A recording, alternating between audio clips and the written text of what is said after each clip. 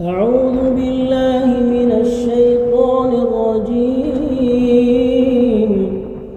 وقال الرسول يا رب إن قوم اتخذوا هذا القرآن مهجورا. بسم الله الرحمن الرحيم. قال إنما أشكو بثي وحزني إلى الله وأعلم من الله ما لا تعلمون. قال يعقوب مجيبا له: لا أظهر همي وحزني إلا لله وحده، فهو كاشف الضر والبلاء، وأعلم من رحمة الله وفرجه ما لا تعلمون. كتاب أنزلناه إليك مبارك ليدبروا